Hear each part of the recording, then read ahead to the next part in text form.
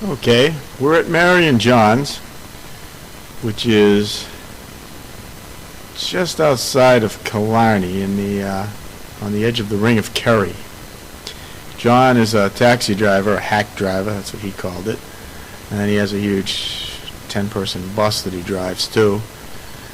And we got there, it was afternoon, we settled in, still rainy, and he asked us if we wanted to go someplace to eat that night. They were hoping they could find some music for us, but it was a Wednesday night. There's not much around on Wednesday night.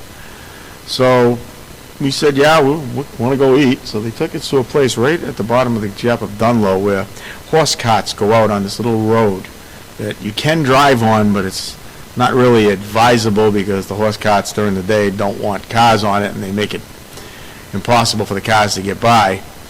But after that, there's no one on it. There was a little town down in there, Black Lake Town, I think that's the name of it. It's down in the Gap, and they do come out that road because that's the only way they can go out, unless they go out the other way, which is a much longer drive. But this restaurant is right at the bottom. They used to sell moonshine there in the old days. It's called Kate Kearney, Kearneys, Kearney's Cottage. It's a restaurant and bar and a souvenir place, and we took full advantage of their souvenirs and their bar services and their food services. All the food in Ireland is cooked extremely hot, and it's extremely good. If you like high fiber food, it's even better because most of their bread is the brown bread that's like round, and up in this area, the farmhouse area, most of it's homemade, I think, because the crust is like a rock. But my stomach didn't bother me the whole time we were there, and took one aspirin, I think, in about 8 days, which is way different than I usually do. So we drank and we ate and we enjoyed ourselves, and it was just being away from work that helped. But we went there, and the bartender was sort of a character. He was also the waiter and the gift shop runner and everything else. And we were going to bring back a bottle of Patty's whiskey for Brian. He can't get it here. And I decided I wanted to try it. So I went over to the bar and I said, hey, can I try the Patty's whiskey? And the bartender pours me a shot. And after he pours it, he goes, tastes like floor cleaner. We don't really, push that one. And I said, thanks for telling me now. And he said, there's this other one called Redbreast, which is a strange thing to call whiskey, but that's the name of it. Actually, they sell it in Holden. I just found it down at Ian's. But he said, this is the good one. So I tried the shot, and he was right. Don't know why Brian likes it, but it tastes like floor cleaner to me. But then I drink scotch. And he gave me some of the other one, and it was pretty good. Actually, the one made in Northern Ireland, I like a lot better. But anyway, I tried about a few different types. He showed me one that was $140 a bottle. When you buy the bottle, you get an invitation to the distillery to go, a written invitation, and it's €20 a glass. I didn't get to try that one. I would have really liked to, but I didn't try that one, but it will be in my mind that at some point in my life I'm going to. Anyway, we ate there and cleaned out their gift shop for the most part. Bought a lot of gifts there. And then we had him call Brian. That's basically how you do it in Ireland. You just say, hand him this card with the driver's number on it, then they call and they come and get you. And John picked us up and brought us back to the house. And we spent the night, and it was pretty good, except for the fact there's only 4 channels on the television out there in Doolin. Anywhere out in the bed and breakfast, you get 4 channels. One of them is cartoons, and it's all in Gaelic, and the other one's news, and it's all in Gaelic, and then the other 2 are stuff you really wouldn't want to watch anyway. So you didn't watch much TV at that point of the trip. In fact, most of the trip. So we went to sleep early, woke up early, and the next day John was going to take us on the Ring of Kerry. Him and his brother-in-law Tom and Mary all went. And we drove back through Killarney and out into the Ring of Kerry, which is peninsula that sticks out in the southwest lower part of Ireland. And we went around the circle, and it's all mainly seacoast. Some of it cuts through the middle. And you see some old castle-type buildings and a lot of seashore. It was a little foggy, so we couldn't really see the Skelling Islands. You just barely make them out in the fog, which John thought was too bad. But it was a beautiful coastline with beautiful water, and for November. And we came around to the other side of the Gap of Dunloe, which is Mall's Gap. And there's another gift shop there, which they opened because we wanted to go into it. This is off season, so a lot of things aren't open constantly. And bought more gifts there. Sharon bought some glassware and stuff. And then we went back. At that point, Jess moved to the front seat because she was feeling car sick and back. And so she got to ride next to me up front with John. And it's kind of funny when you're riding with John, he's talking to Tom in back, and the conversation goes sort of like, "We think we go over to that side?" And John would go, "I think it was pretty good, but yeah, we might as well." And at some point, I just looked at him and said, "So, you speak Gaelic?" And he said, "No, I just speak English," which basically means, "No, I just speak English." I guess they understood each other, and that was good enough. And Tom gave us a good tour of guide spiel on the whole Ring of Kerry, which was pretty good. In the end, Sharon said she gave him €100, but she thinks she should have given him more because he didn't want to take any money for it. He was doing it because Brian and Sandy knew us, and which, that's what he does for a living, so I'm glad she gave him something. And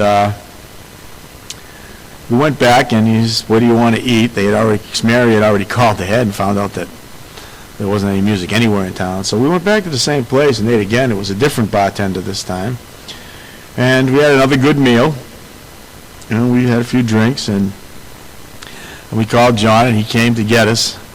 And we're in like I said, a 10-person bus. And it's about 10 o'clock at night. And I'm looking off into the Gap of Dunloe, which you could make out, the stars and stuff. And there's no street lights or anything. And I said, "Gee, but we can't go down to the Gap." And John goes, "Oh, sure we can." And next thing I know, we're flying down this road that you couldn't drive a Volkswagen down, I wouldn't think. And it's a pony cart road, and right down into the Gap of Dunloe. We're down in the middle of the Gap of the mountains at about 11 o'clock at night. And he's showing us the old barracks. It's all like a dilapidated fort. Everything in Ireland is built in stone. There's no wooden buildings, so they last for 1,000 years. So, and these things are about 500 years old. The buildings, and there's a furniture company that used to be down there.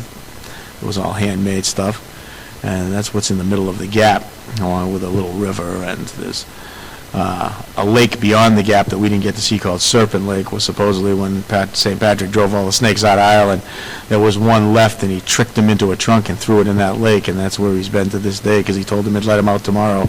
It says tomorrow never gets here. The serpent's still asking if it's tomorrow from the bottom of the lake, which supposedly you could hear on some nights. But we didn't get close enough to the lake to hear it, so. And then he drove us back to his house, and we stayed there another night, and the next morning we get up. And the funny thing about this part of Ireland is the farmhouse, it's got a different thing. Sharon didn't notice, but I did because I'm traveling with 5 women, is Mary served me first, and when I was all set, then she served breakfast to the rest of the people. But you have to serve the man first, I guess, which may not go over in this country too good, but I thought it was pretty cool. And they were really sweet people, really nice people, and we got some pictures of them. And then we were off to our next destination, which was up around Mallow, which if you go down through the bottom of Ireland and back up through Cork, you end up at Mallow. And on the way up, we were going to stop at Mitchelltown Cave and Cashel. And now Mitchelltown Cave is a big underground limestone cave that, again, it's off season, and it was pouring rain when we got there. And but this little Irish girl who took our money also came up and was the tour guide. And she took us down in, and this is like how cabins 100 years ago, because there's no elevators and no nothing. You walk down the staircase. They said no pictures inside, but once we get inside and on the staircase, I asked the tour guide if she would take a picture of us all on the staircase, and she took the picture, so I suppose that was legal.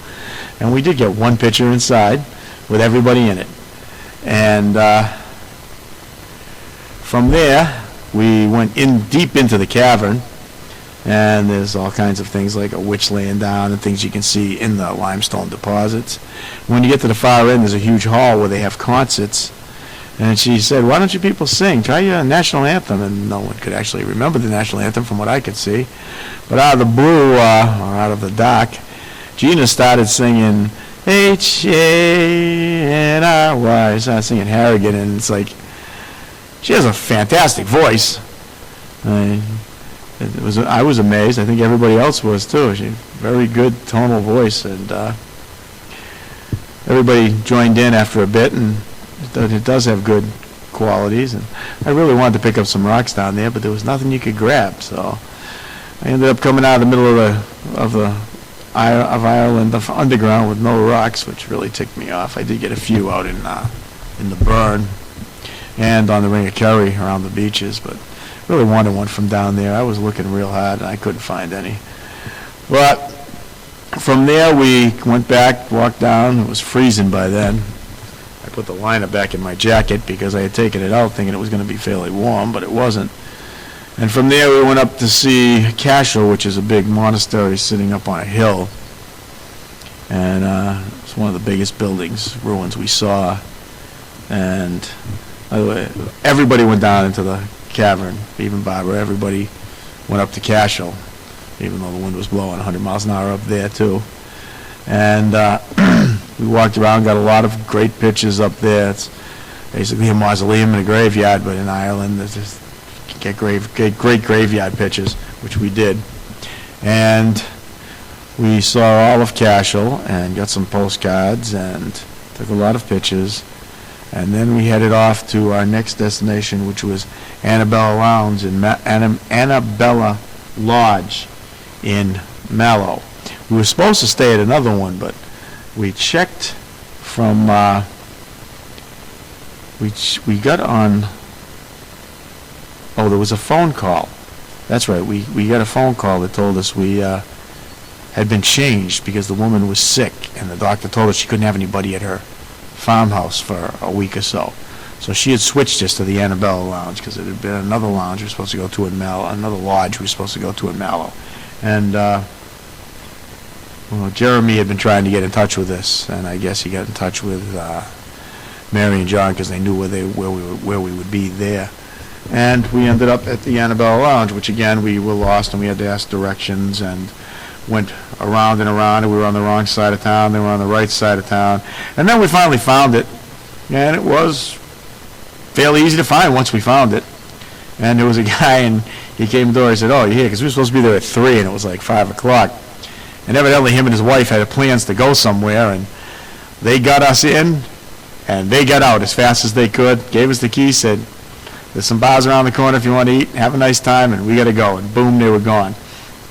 And the house was ours. And it was nice. It had a big open dining room facing out toward the city.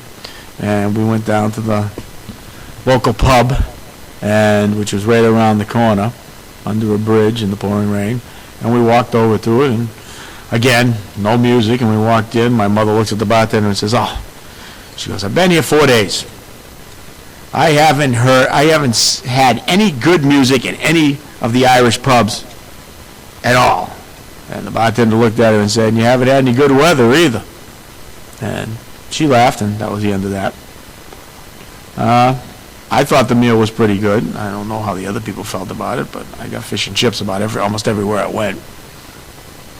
And actually, I think I had liver pate there, which was pretty good too, which I thought I'd have a problem with, but I didn't, because all the food in Ireland was good. Or maybe because I was chasing it with whiskey and beer. And then we went back to the Annabella Lounge and spent the night there. That one had fairly good shower power. The first one we stayed in didn't. The second one had fairly decent, not great, and this one had pretty good. and we stayed this one on Friday night. And the next morning, the man came in. His name was it was John O'Shea, and his wife was Murphy, and her father was John Murphy, which was kind of interesting. And we had breakfast there, and that was another good breakfast. And from there, we headed out. I believe from there we were headed out toward. There was one more bed and breakfast, and I'm gonna have to look that one up and do the third section.